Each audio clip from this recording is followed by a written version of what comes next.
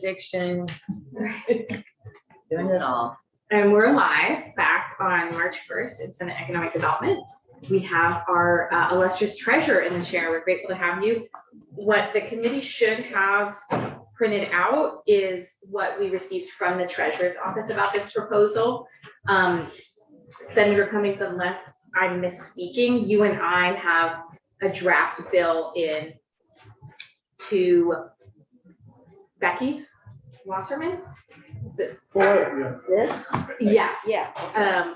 So there is a bill forthcoming. Obviously, things are backed up, but Becky knows this is a priority. So we'll be looking at it with your, Yes, as right. a conceptual framework, Yeah. not with the actual bill language in front of us, but pretty close. And I did speak with Senator Brock this morning, and he said graciously that he would be happy to co-sponsor the legislation too. Oh, good. Yeah. I think we just sort of, like, we're coming down to the wire, but we'll Yeah. note that, and we appreciate Yeah. that. So it sounds like we're already getting the concept and excited about it. There's a lot of interest, so we're glad you're here. Yeah, great. And hopefully we'll have a bill that meets crossover. Nice. Well, thank you. I appreciate that. I appreciate you making the time. I know, things are getting tight at this point in the legislative session. We wanted to make sure that when we provided a bill, that we did provide that we were doing a lot of due diligence on it, that we were running down a lot of open questions. We were having stakeholders that work in this area, whether legal or folks that have done other similar programs in other states, had an opportunity to comment on it. So it took us a little while to get to a place where we were comfortable, but we really feel strongly about the work product that we've provided, and hopefully that will be a really good base for us to begin the conversation. But we did Thank you provide for all that pre-work. Oh, yeah, no, for sure. And just mentioning how excited about this program, I've been commissioner for 6 years and deputy commissioner for 2 years before that. And I think, at least in terms of stuff that we're affirmatively talking about, this is the most exciting thing that I've testified on, because I think it really can be a significant impact. I think it can be life-changing for tens of thousands of Vermonters, and it doesn't have a big price tag, which is a really great combination to have. So we start off here, though, more with the problem, right? Like, what is the problem that we're trying to solve? So I think we all are familiar that Vermonters, Americans, have inadequate retirement savings, and that generally goes across the board. But when you're thinking about individuals who are self-employed or work for small employers that lack access to retirement savings, retirement programs, that number is even more, extreme. And we have so many small businesses in Vermont, so many individuals that work for employers like that. So the AARP has an estimate here that workers who have access to workplace retirement programs are 15 times more likely to save for retirement than employees without access to workplace retirement programs. And then, of course, Vermonters that have insufficient retirement savings will have to rely on social programs when they stop working. And some of those programs are state-based, some of them are federal-based, but that will be a significant cost, and is a significant cost to the state of Vermont currently, and will be going forward. AARP, again, 80% of Americans earning less than $50,000 lack access to workplace retirement account. So lower wage earners are not having access to these retirement accounts. Specifically in Vermont, again, AARP estimates 40 to 45% of all Vermont employers do not offer retirement benefits. So that's 88,000 to 100,000 workers in that range. So tens and tens and tens of thousands of workers.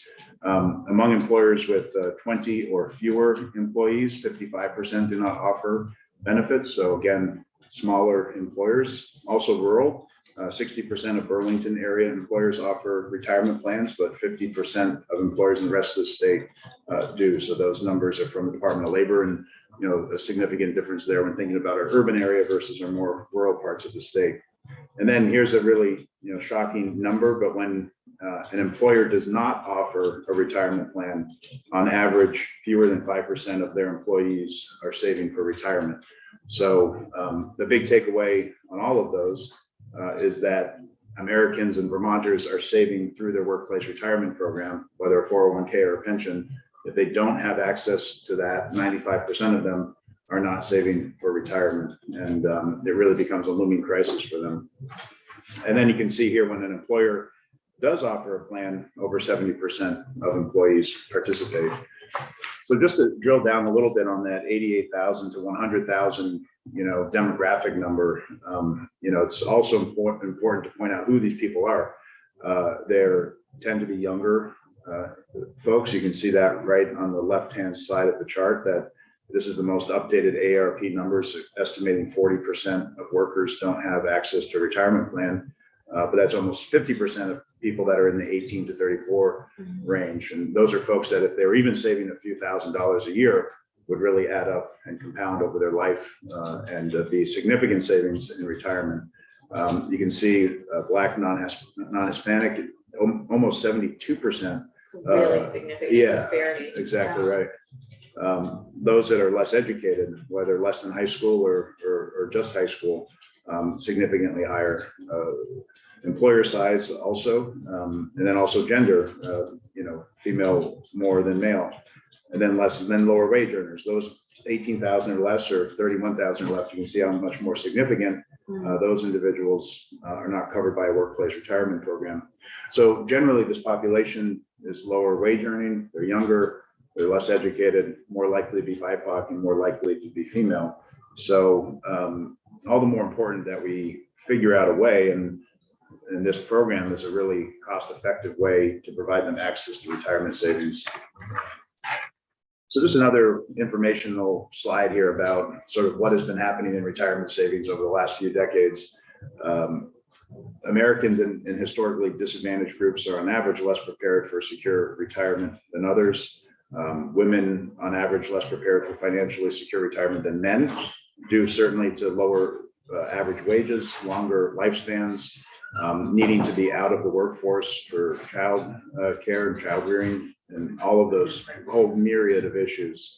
And you can see here also that the distribution of retirement has really gotten quite significant, where there are certain people that have enough, pretty significant in the 90th percentile amount of money saved for retirement, but then look at that disparity as to the people in the 50th median quartile, and that has grown significantly. That's slide. Is that 5. on yours?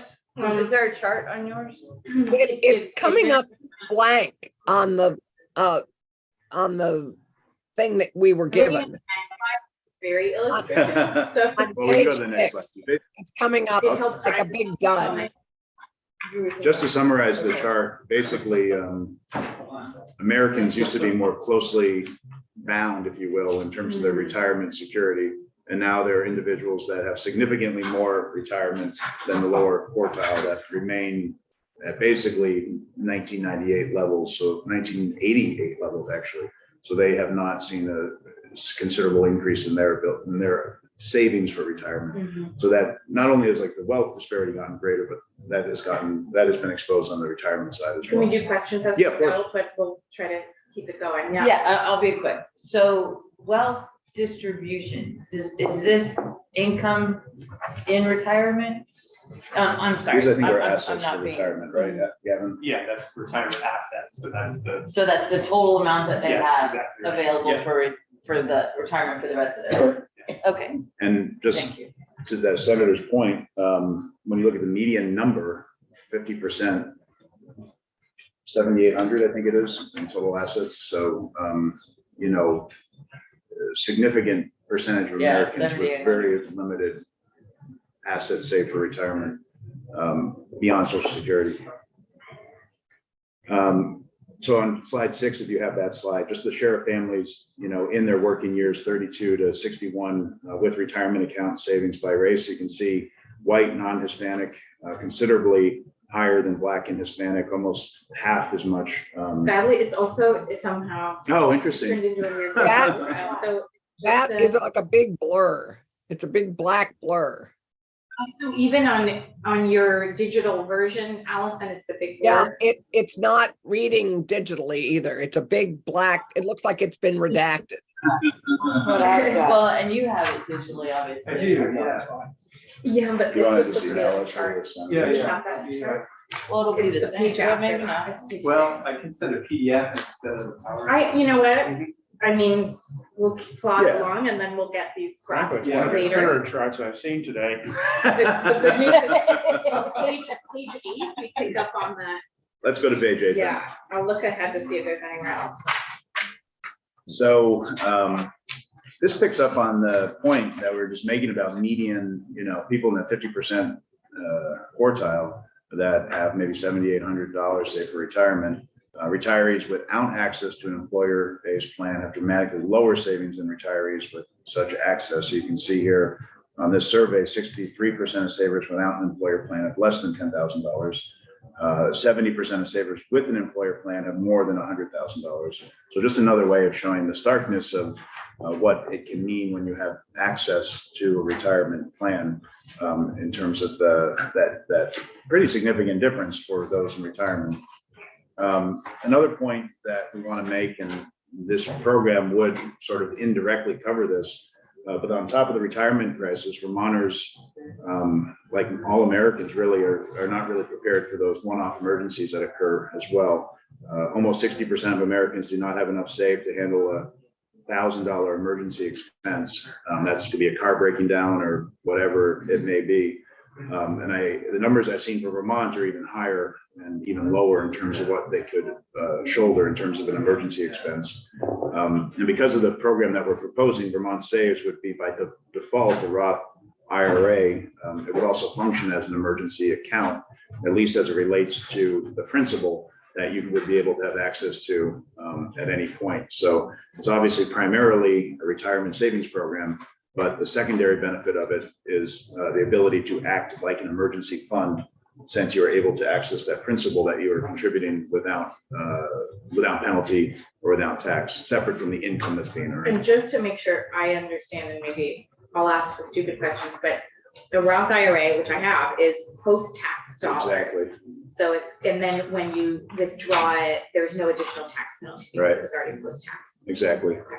And there are like age requirements in terms of when you could pull out the earnings. But as it relates to the principal, those could be pulled out early. We don't want people, you don't want people to do that, but you do want them to do that if the alternative is they can't get to work or they're going to go to a high interest rate loan or something, or a medical bill. Right, makes sense.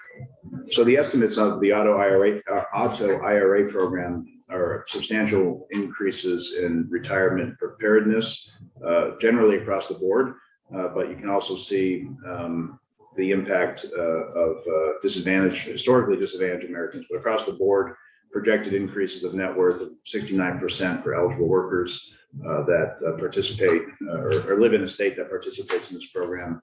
But 89% household net worth increase for Black and Latinx families. For younger Black and Latinx families, an increase projected 125%. So obviously, just like all younger people, the younger that, sooner that you start, the more that you will be able to save. But for those historically disadvantaged Americans that are, as you can see, have even less access to retirement savings, even greater likelihood of a household net worth increase. Retirement obviously becomes more evenly distributed. Generational / entrenched wealth gaps are hopefully also reduced. Another benefit of these auto IRA programs, this is an AARP study, but the decreased reliance on social safety net programs in retirement. So the AARP estimates that roughly $1 million a year in reduced state spending if the average retiree had only $1,000 a year in retirement income. Yeah, so and you can think about just those numbers of how limited retirement income people have and how much that means we are spending in state benefits. So we can provide people more security in retirement, less dependence on state resources, and more flexibility for themselves. That's huge.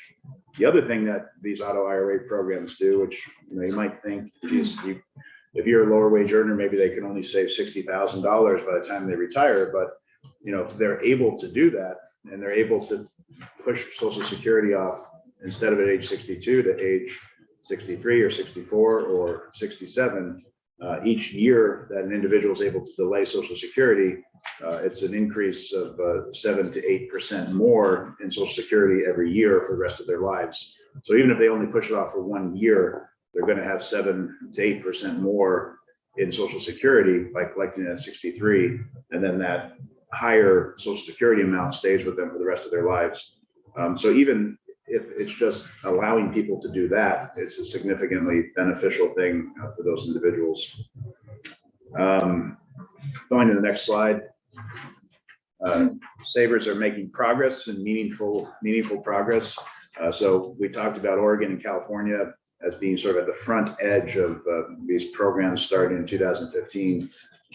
They have an average estimate of about $2,000 per year that their employees are putting away in those programs in California and Oregon. The Roth IRA, the limits now are $6,500, I believe, a year, and $7,500 if you're over 50 years old. So, you know, it seems like this type of vehicle, the Roth IRA, fits this population really well in terms of not butting up on the maximum that you can contribute in a given year. And total assets under management in the 6 states that are active are $735 million as of the end of last year. So these accounts are growing rapidly. More and more employees are becoming eligible in the states that have programs. Most of the savers are accepting these default deferral rates, which are 5% to begin with, and then a 1% increase with each year of participation up to 8%. So I think we mentioned 70 to 73% of people stay in these programs. They're auto enrolled and they stay in. And then a really significant number, like 95%, stay in and have these automatic increases up to 8%. You really want to be saving, 10 to 15%, 10 to 12%. So anything we can do to get people closer to that number is important. And can the employer match it, or? So the employer cannot match it. If the employer were to match it, it would be considered a benefit that the employer was offering. Okay, so they And can't at Then it all. would get into this ERISA conversation, Oh, which would right. make the program more complex and costly and bureaucratic. But the benefit, and we have a mention here, is that there is in 2027 a revised and really much more significantly financially beneficial savers credit that the federal government is offering. So if you are making under a certain income, I think it phases out at $70,000, and you're putting money into a qualified retirement account, which a Roth IRA would be, and you can get up to $2,000 from the federal government on an annual basis going forward after 2027. Okay.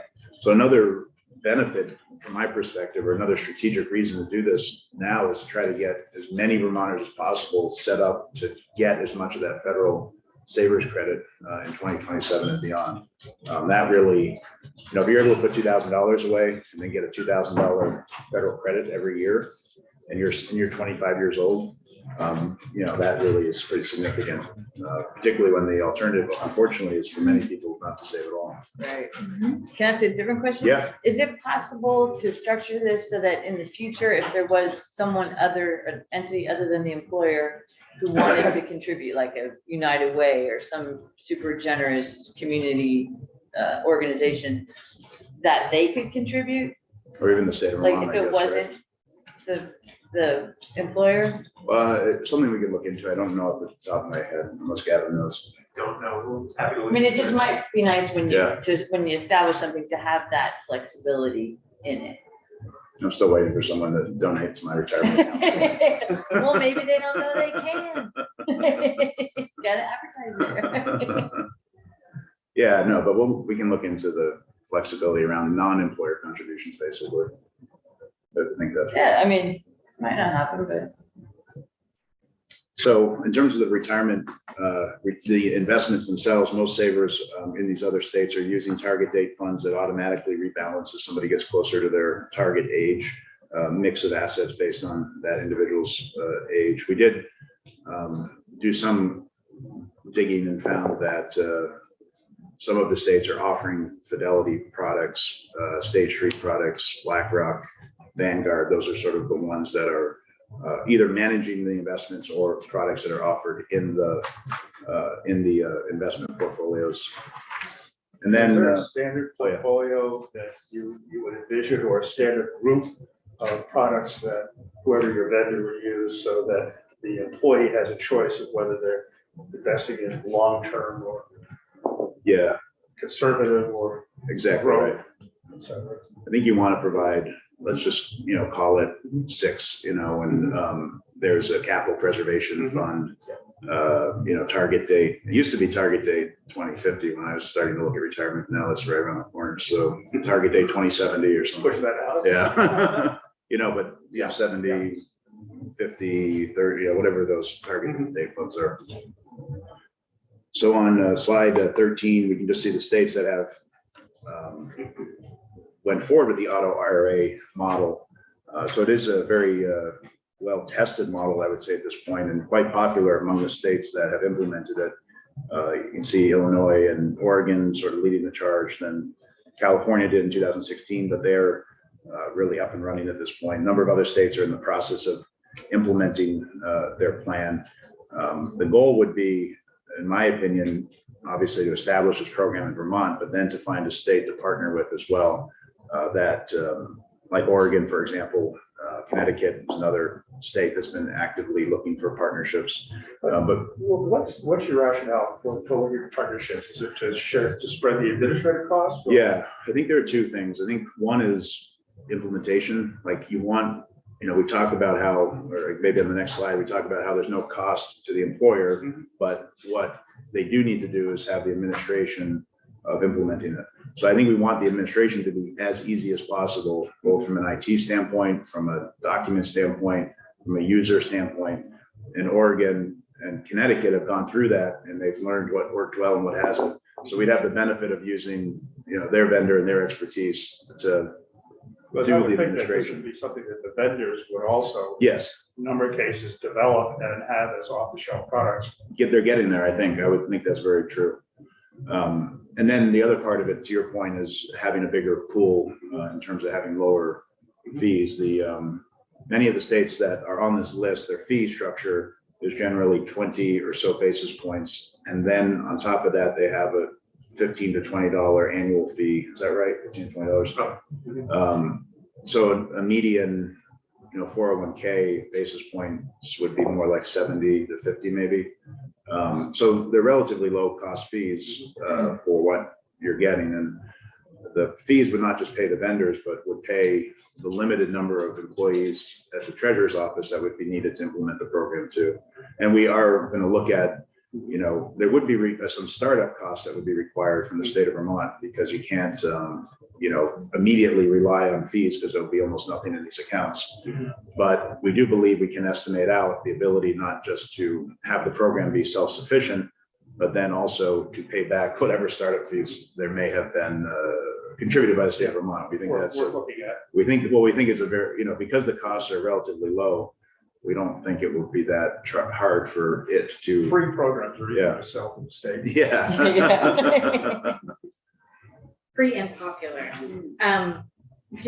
Would you say that you've seen the runway time lessen with each state that's done this? Like, it sounded like some states, it took them quite a long time from Yeah. passage to implementation. Are you? I think that's fair, because I think they weren't vendors in the space, and they had to sort of find people that were willing to work with them and implement something like this. And that probably was, I guess, the most challenging part, I would think. Yeah, no, I think that's right. And just to add on to that, I mean, even in the course of our discussions over the course of the last couple of months with other states, we've sort of shortened our thinking as far as how long it would take us to roll it out based on conversations with them. That, that you need a little bit of runway before you hit the first, the initial rollout. But then after that, what we're hearing from other states is that it's pretty straightforward to go down with the smaller employers.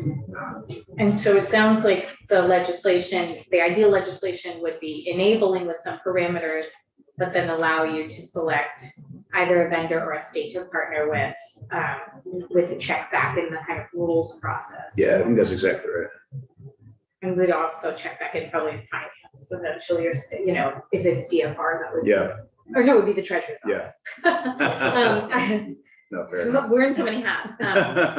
So, okay, so, but, probably just enable you to do this and make that decision. Yeah, I think that's right. I mean, I think we'd want to have some flexibility. I mean, there's certain employers, states that I think would be clear partners for us. And there's a pretty limited number of those states. Right. One, obviously Connecticut, if there was able to be a New England sort of grouping, that would be somewhat attractive. But Oregon has been in this for a while, and they're really established and sophisticated, and I think see the world similarly to Vermont. So they would be a really good partner. I think my only hesitancy there, and a lot of this depends on contracts, is we didn't elect anybody in Oregon. Right. And it's just like, our link to California's auto emission standards, we didn't elect anybody in California either. And I'm always hesitant to have our destiny be directed by people in other states. That would depend on the contract. Yeah, no, exactly right. You establish. You want to say something? Well, I just, one thing I did want to mention is that the treasurer's office and other offices of the treasury in other states do have a history of collaborating on ABLE accounts, which I think some of the community may be familiar with. And in that context, Ashley can jump in if I'm misstating anything, but I believe there's sort of a governing structure that's established, so that we do have a voice. I mean, I take your point, but Right. just want to add that with this as well, there would be some construct in which we have a voice on. That makes sense, Gavin. And I guess in our old roles at DFR, like, with the NEIC, there was they passed a model law that everyone was sort of expected to implement, but there'd be a governing structure at the NEIC to sort of have to make sure every state had a voice. So, but it does come down to the contract and making sure, and the point's well taken, Senator. Have you seen any of these states change direction in any way, decide to go, I mean, these things seem hard to change, which is probably good, but, would we have the option to break away from another state or go with a different vendor if a variety came up or some question?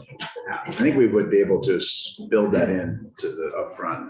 I don't see a reason why we wouldn't be able to. Yeah. Well, you would certainly want to think through what a divorce would look like. Right. And Yeah. how quickly you could implement it and with, the availability of all the necessary files and so It'll on. certainly be easier to get divorced from Oregon and not run into any awkward run-ins with them. That's right.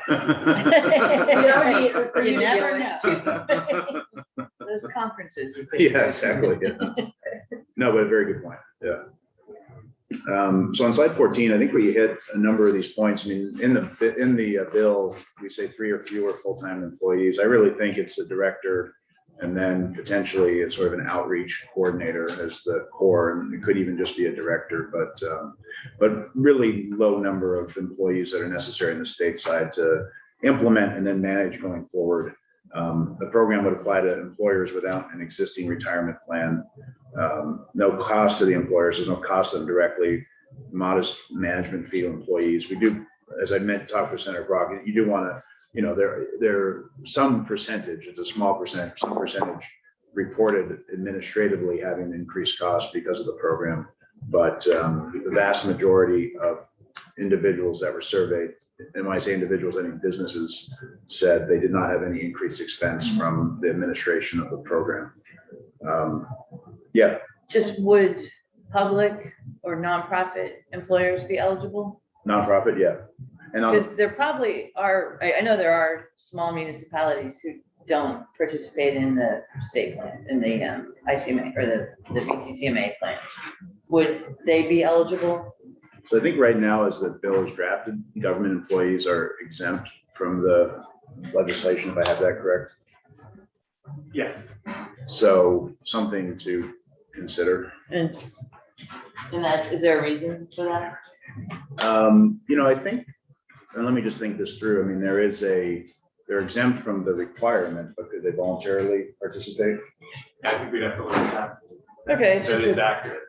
There might be some who would want to Yeah. participate, and there could be like fire companies. I'm just thinking Right. folks who would fit into the government category who are just so small that. But certainly they can't- nonprofits. I mean, that one's definitely straightforward. Okay.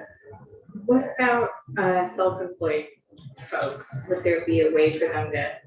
opt in Yeah. or something? No? So if we go on slide 15, I mentioned, as the bill is drafted now, it contemplates a phased rollout, 25 or more employees, 15 to 24 employees, 5 to 14 employees in 2026.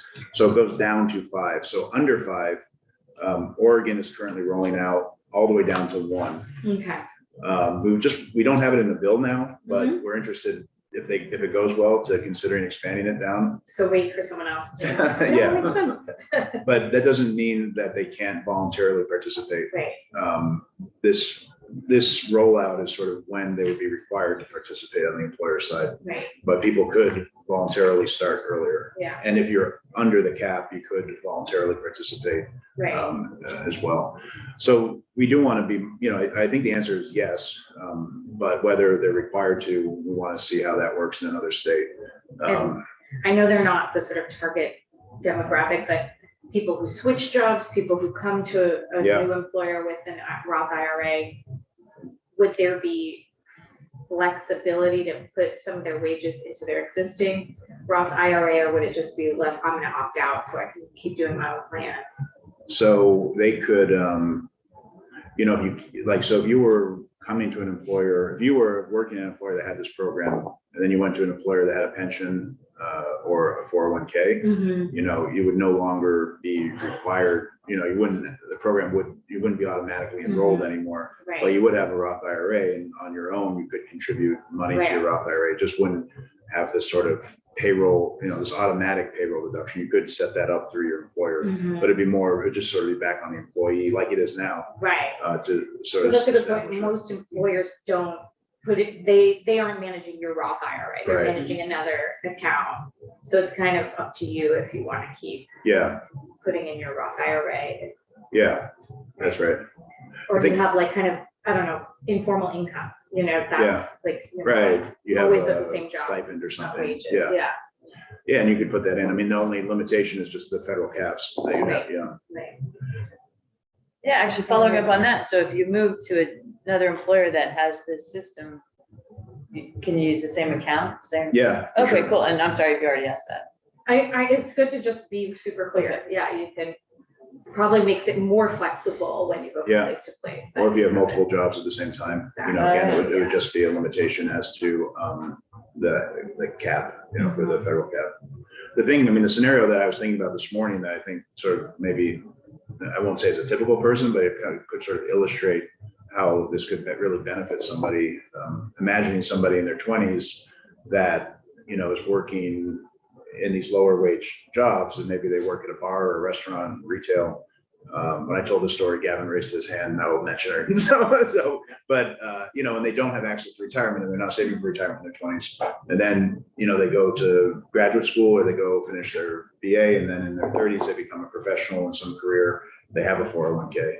So they eventually end up with retirement. But if that whole decade of their 20s, not saving for retirement, even if they put a few $1,000s a year in, that adds up to a significant amount of money by the time they retire. Yeah. So if you think of somebody that is on that trajectory, they'd be so much more secure when they get to retirement, but they've only participated in this program for a decade of their life. Others could participate in this program for their entire working career, and that would be great too. But just to think about the different ways that this would impact people and be beneficial. I see Senator Clarkson, and that also made me wonder, what if you leave the state? Yeah. So- And you might go to another state that has the program. Yeah, but- true. Yeah, So I That's think, cool. right, when you're, it would stay with you. right, that's true. Yeah. You would still, it's like a customer service relationship at that point. You still Yeah. have access to communicate with them and keep Yeah. things like Senator. Thanks, Mike.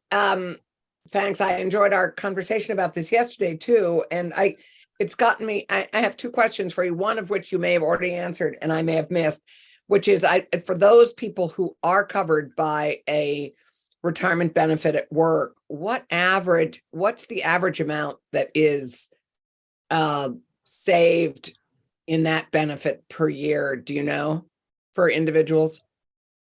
Or is there no? I do have that. So that's one question. And so then the Uh, second question I have for you is, who's going to manage this account? Who's going to manage this additional pension for in the treasurer's department? So just on your first question, we don't have a specific like average per person, but we did have a statistic that sort of talked about those that had access and those that didn't. Right. So Right, 63%. no, I saw that. I saw that. Okay. I'm just curious how because the 2,000 a year, you know, it seems, yeah, it's a start. I just was curious on average, if we could ever get that figure, it would be interesting to know what that retirement benefit is actually producing in terms of people's individual retirement security going forward. Yeah. But who's going to manage by this the- money once Right, it's a certain age. Senator Clarkson, do you want that information when they hit a certain age or for everyone? No, I mean, so if an employer has a retirement benefit for their employees, what on average is that for a person? I mean, Yeah, what we does could that, find it.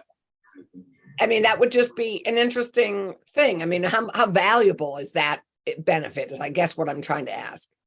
I mean, Like the it's average amount. valuable. It's Okay.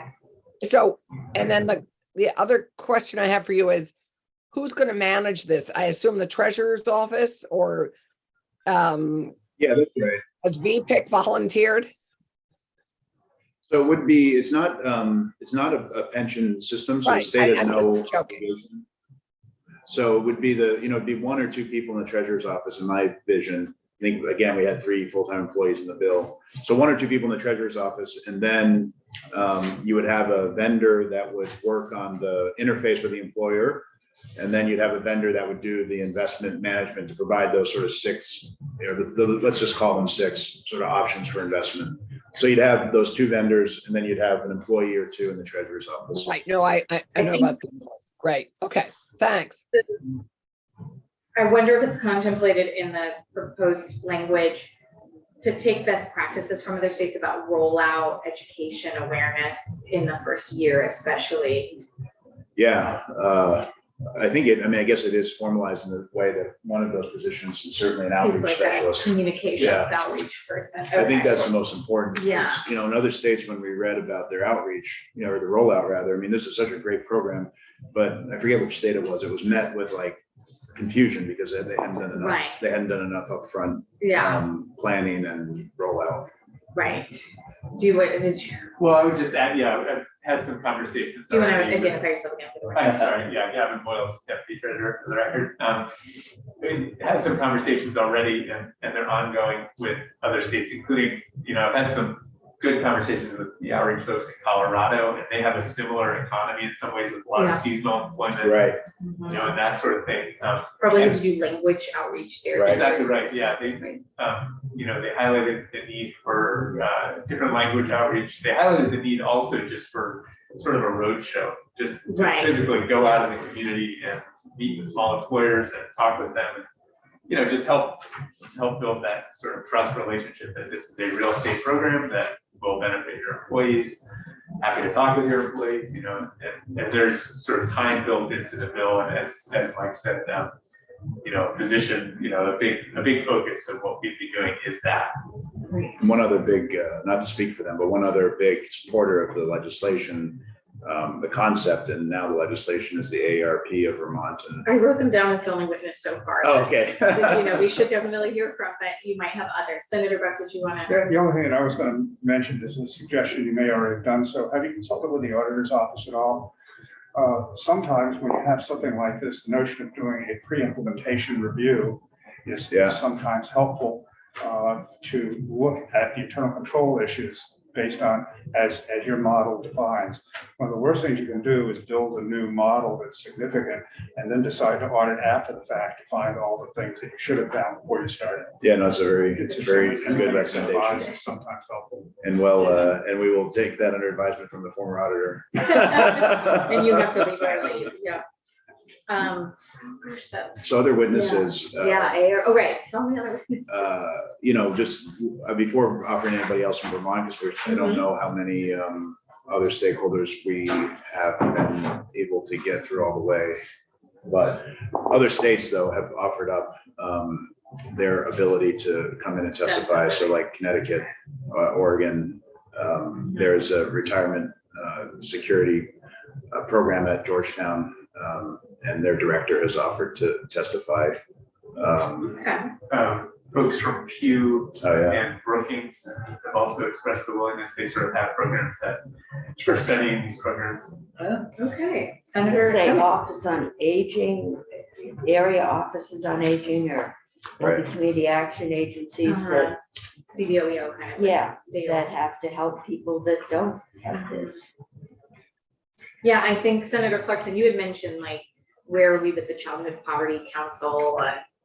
You know, we haven't had like a witness who works on anti-poverty initiatives at the state level in a long time.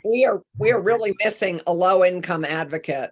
Like we have not, I mean, we haven't replaced Earhart and Karen Lafayette, and there isn't. So that's a challenge. I think this is a great program. Just like I think the ABLE program is splendid, and I would really like to work with your office strengthening this. I mean, ABLE needs marketing and promotion and a staff member. I'm happy to continue working on those. Really terrific. I think this is a terrific program, and I'm quite excited that you're rolling it out and that we can help make this Yes, happen. ABLE is a program that's called Achieving a Better Life Outcome Experience. Okay. Thank you. We passed it. We passed it in Achieving a better- when did we pass it? In 18?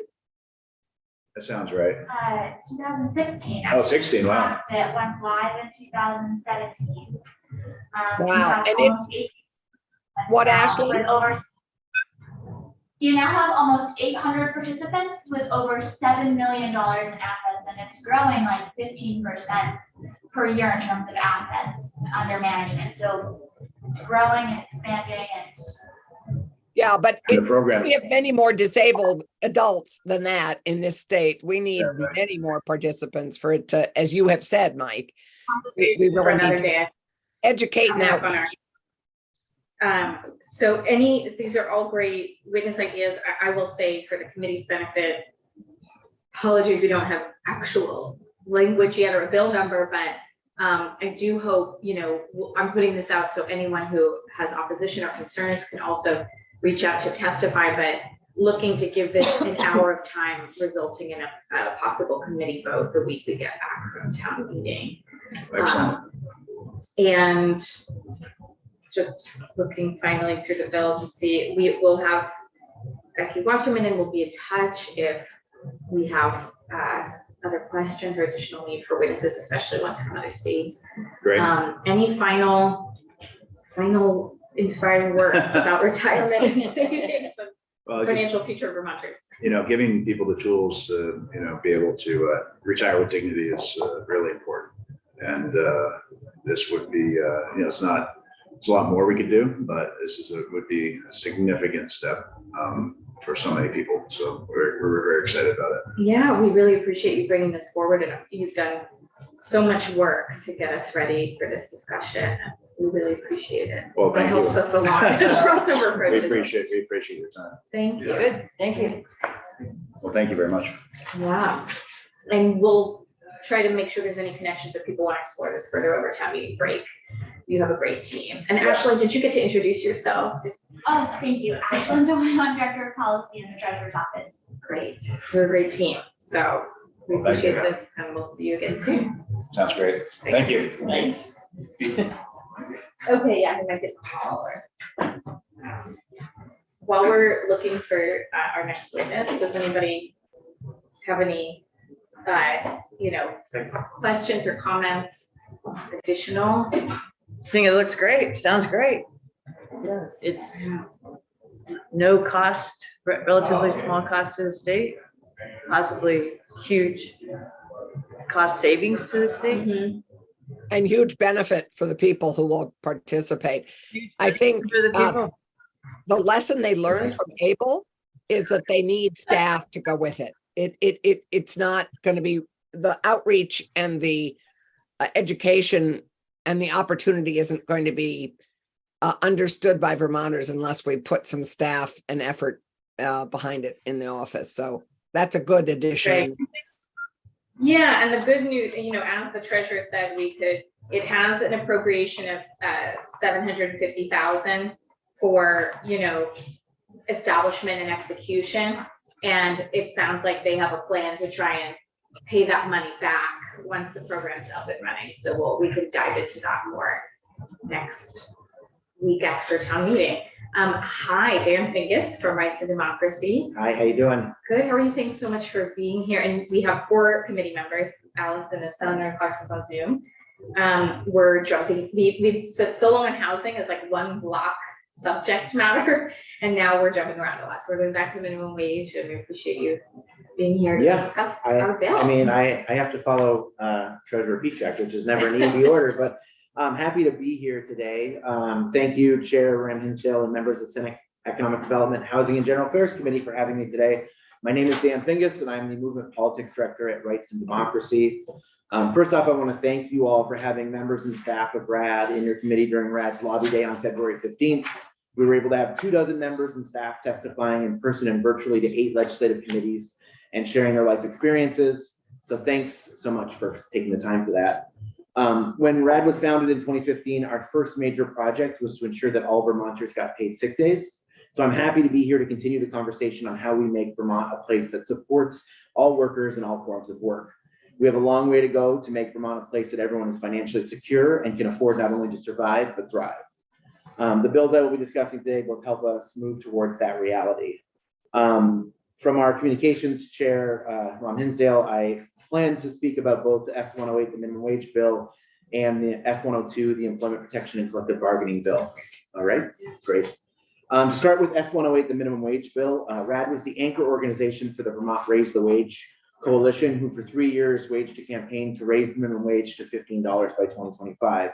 So we are really happy to see that Senator Clarkson and the other sponsors of this bill are working to finish the job.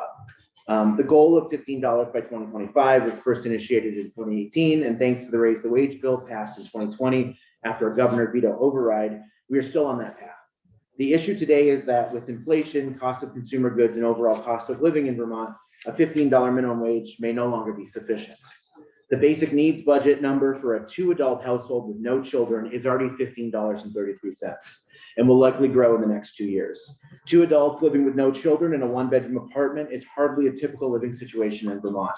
This means an adult living alone, 2 adults with children, and many other Vermonters would need more than $15.33 to survive. A $15 minimum wage by 2025 with a 5% a year increase after that seems like the least we can do. While the steady increase in the minimum wage after 2025 at a 5% or CPI is a good model overall, we don't feel using 5% as the cap when CPI may go above that. And if CPI goes above that, that means groceries, utilities, and other basic needs are going to be raising higher than 5%. And so we would create a situation where workers continue to fall further and further behind. So we'd love to see something that uses a metric that is tied to the actual cost of living and to the cost to Vermonters. The other portion of S-108 that I want to speak to is the sub-minimum wage. As many of you may know, the whole concept of sub-minimum wage and its tipped wages are vestiges of slavery. After emancipation, the restaurant industry sought to hire newly freed Black people without paying them, force them to live on tips.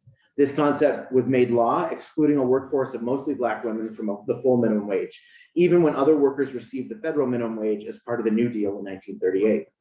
Today, Vermont remains one of 43 states that permits this business model built on slavery and has allowed a workforce that is overwhelmingly women and disproportionately women of color to continue to receive a sub-minimum wage. The sub-minimum wage for tip workers was a problem long before the pandemic for a workforce of thousands of tip workers in Vermont who are overwhelmingly women working in restaurants and bars. Sorry, how many states now don't? So 7 states have it. 7 states Have it. have a 1 minimum. One fair wage, yeah. Okay. A single minimum wage for everyone. And I'll list those states in just a second. So you'll see some of them are pretty comparable to us. These workers have struggled with twice the poverty rate of other workers and the highest rates of sexual harassment of any industry because they must tolerate inappropriate customer behavior to feed their families on tips they earn. With the pandemic, the sub-minimum wage for tip workers changed from an economic, race, and gender injustice to one of life and death. Customer hostility, health risks, and harassment increased. We heard stories of tip workers being asked to remove their masks so men could judge their looks and tips on that basis. On top of that, tip workers were put in the impossible situation of having to enforce COVID protocols on the same restaurants for whom they had to get tips to survive. For decades, 7 states have done it differently. California, Oregon, Washington, Nevada, Montana, Alaska, and Minnesota, and I think those last 3, Montana, Alaska, and Minnesota, have some similarities to Vermont, all require a full minimum wage with tips on top. These 7 states have higher restaurant job growth rates, higher small business growth rates, and higher tipping averages than Vermont. They also have 1/2 of the rate of sexual harassment in the restaurant industry and lost fewer restaurants during the pandemic than Vermont. Ending the subminimum wage is not only better for tip workers, but for Vermont's economy. That's why we need to end the subminimum wage for all workers and create one true minimum wage in Vermont now. I know S108 calls for a study on these issues, but we really should be looking to end the subminimum wage now for all Vermont workers. The second bill I want to testify about is S102, the Employment Protection and Collective Bargaining Bill, a bill many are calling the VT PRO Act, as it has many elements of the PRO Act that's been introduced on the federal level. We are excited to see this bill as presented, as it addresses many needed workers' rights and workplace issues in Vermont. I wanted to highlight the parts of the bill that are specifically important to our members and are crucial to be kept in the final version of the bill. The first is the ending of no-cause termination or at-will employment. This is a huge step for Vermont workers and helps level out the imbalance between workers and their employers. Requiring verified reasons for termination is not only more fair, it also creates more stability for workers in our communities. S102 also has important provisions to end wage discrimination and allow for pay transparency in the workplace. Allowing coworkers to discuss their own wages and know that they are being paid fairly is a crucial step to real wage transparency. We also support the section on First Amendment rights in the workplace, especially ending of mandatory participation in meetings to dissuade workers from joining a union. These captive audience meetings are routinely used to wear down workers, feed false information, and disrupt a worker's desire to form a union with their coworkers. We know that these captive audience meetings have been used even recently in the Starbucks Workers Union campaign in South Burlington. These meetings have no job-specific value and should not be mandatory. We also love to see that farm and domestic worker rights to collectively bargain is included. As we see that with the subminimum wage, we have historically decided that certain kind of workers don't deserve to have the same rights, which is why it is important that farm workers and domestic workers have the same rights to unionize as all other Vermonters. There is no reason to deny these rights, especially to 2 classifications of workers whose majority is people of color and women. It's another example of how the economy is set up on systems that are racist and sexist and need to be changed. The last provision of S102 I'd like to speak to is majority sign-up. That is the provision that if 50% plus 1 of public employees petition for election, then they are granted union recognition. As workers have the right to unionize, it makes sense to allow a majority of public employees in a given workspace an easy ability to do so. We know that union elections can be long processes that take time and money. We don't feel the public institutions should spend taxpayer funding fighting their own workers if a clear majority of these workers want a union. That is my testimony. I'm happy to take questions. Very efficient. Senator Cummings, do you have? Oh, okay, just nodding along. Okay. Dan, Yes. can you submit your testimony to Scott? We don't have it on the website. Yes, I will definitely send it to him right after this. Yeah, that'd be helpful. I know that when we spoke, any organization we talk to, it's hard to get people who feel comfortable speaking to their own experience on some of these issues. It's very sensitive. If anyone in your network wants to write a letter or come in to testify briefly or be on Zoom, we certainly welcome, personal stories. Yeah, and I will also just note, I know during our lobby day, Infinity was part of the testimony, and she spoke about how her employer pays above a fair wage and how it's made a really big difference in her life. Right. She's actually a New Hampshire resident who has been now works in Vermont because of the higher wage that she can get, and it's attracting her as a worker into this state over the river. Right. And I think the better we do for workers, especially around wages, the more we can actually, from Massachusetts, from New Hampshire, bring people into the state, and we need a workforce. Right. Yeah, and I think Lawson's, and there's other restaurants and establishments that not only pay a fair wage, but then you can pool your tips to donate, so you have this sort of sense of purpose. Yeah. Red Hen Bakery. Yeah. There's a number of them with that model, and they're thriving businesses. They're growing businesses that are doing this. Exactly. Yeah, Senator. the customers appreciate it. Mhm. Yeah, Senator Carson. Yeah. Yeah, I was just going to say Matt Barowitz is going to be bringing us data at the end of March, which is going to be very revealing because I think we're going to be a little surprised by restaurant wages, quite frankly, now that so much is done digitally on cards and we're able to track tips. He alluded to the fact that actually restaurant workers are making very strong wages now that we can look at sort of more transparency on the tip front. So that's part of why I wanted this study is I think very important, because I think now that we are going to have more information and data on that, we certainly know about the harassment issues. We've had excellent testimony over the years about the challenges with sub-minimum wage. There's no question. But I think that some of the financial data is going to be very interesting for Matt at the end of March. Now that we're able to track it better.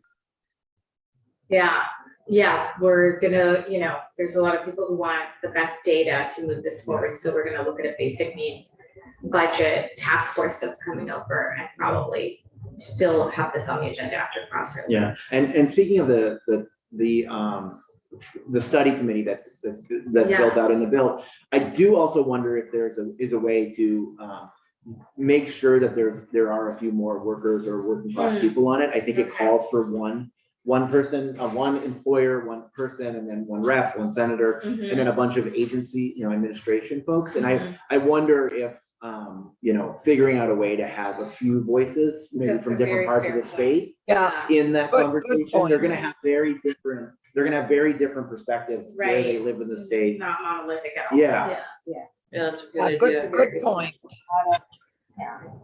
Well, I live in Washington County.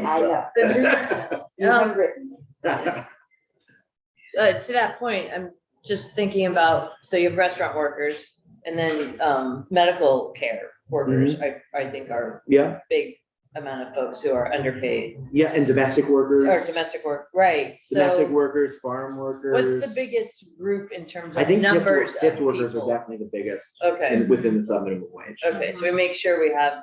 Yeah, and so as we might want to specify that category particularly. Yeah, and I think especially as the state's economy has trended towards tourism and other things, it's become a bigger and bigger part of our economy. Okay. Domestic. I was gonna say. Yeah. And domestic workers, in hotels.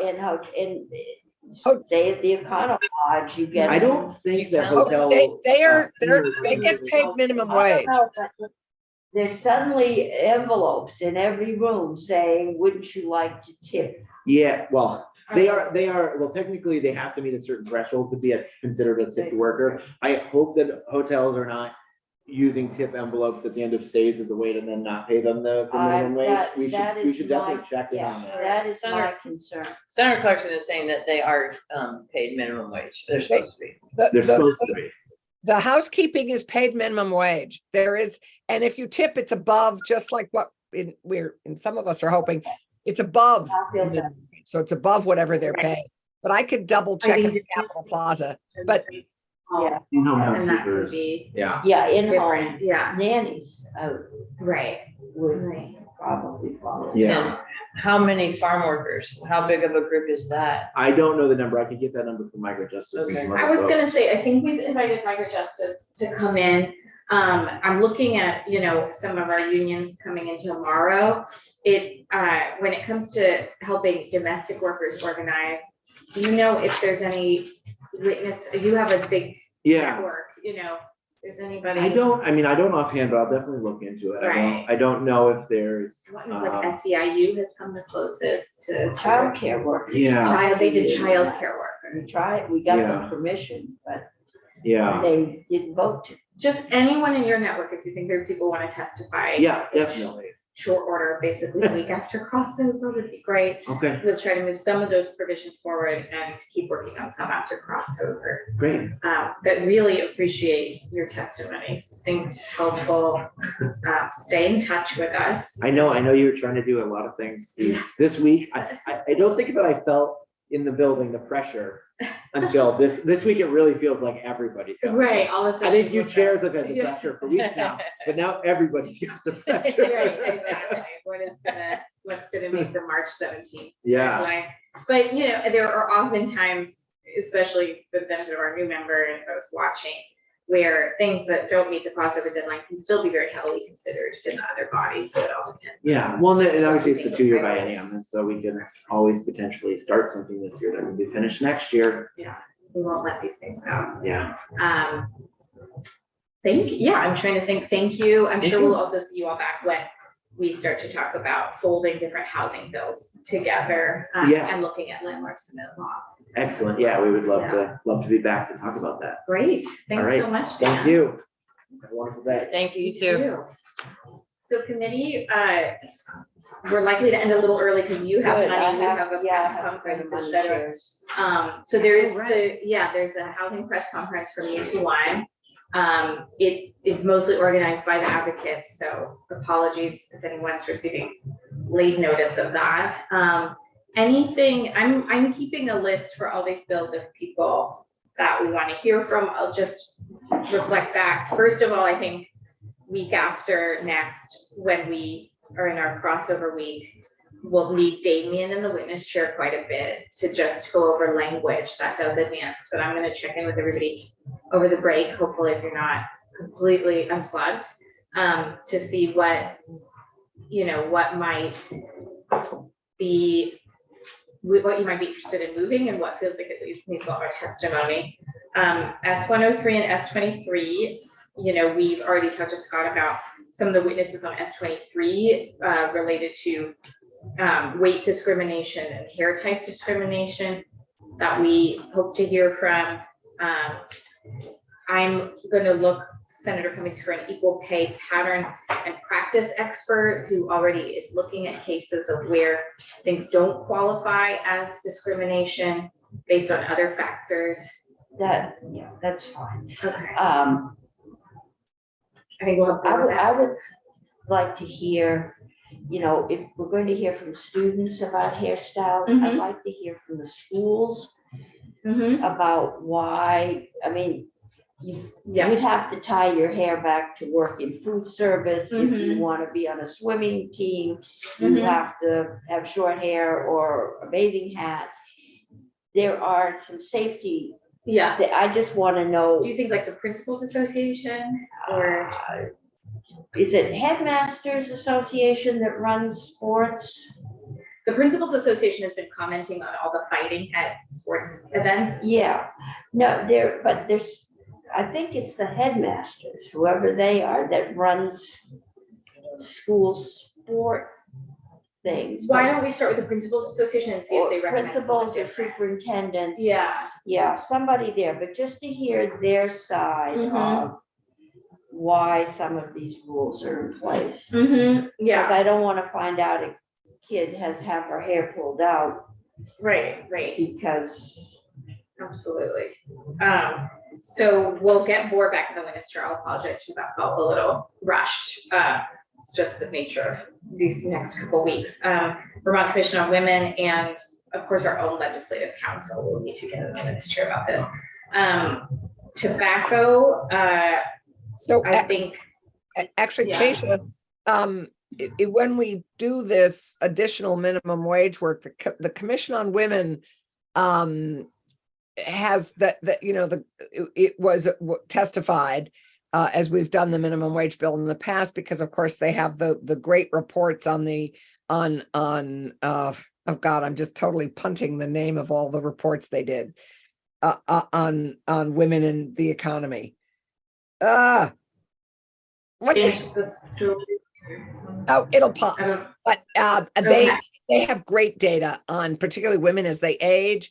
We could kill two birds with one stone here by having them also testify on the Vermont Saves, because women, as we know, in retirement, as they age, are now, more financially impaired. E108 and Vermont Saves. We'll ask the Commission on Women. Tobacco, does anybody want to hear from anyone additionally I want to hear, You want the study? yeah, I want to hear. What we're saying is what we've said right along. We can't stop people from smoking cannabis. We can't stop people from drinking.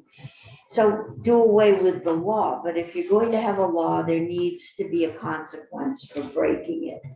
And I'd say the real fear is probably the school being, sent home, maybe. But, we know that mental health issues are just popping up all over from COVID. I'd say vaping is the way kids are coping with it. And I think doing away with the $25 fine, which is less than the cost of a vape, is just feel-good legislation for us. And I think it sends a wrong message. I mean, if there's not going to be any penalty, then do away with the law. Well, so I think what was pointed out to us is that a law would apply more squarely on the retailer. Then And just say it online is sales. illegal to sell. Mm-hmm. Don't say it is illegal to possess or to buy, but change the law. Because why, if there's no penalty for that law, then why should I assume that there's going to be a negative consequence for speeding Mm-hmm. or going through a red light? Because, well, there was nobody coming in the Right. other direction. Well, I would say what we've often done in these conversations is switch from saying we're not gonna have a law to we're decriminalizing it. So It isn't a criminal now. It is a civil ticket. The same thing you get for not putting money in the parking meter. Mhm. And yeah. I mean, it's still figured issued by out police how and many not- meters how long you had to raise the tickets because it was cheaper to pay the tickets than put the money in the meter. Okay, that was an enforcement thing. If we want to enforce it, Mhm.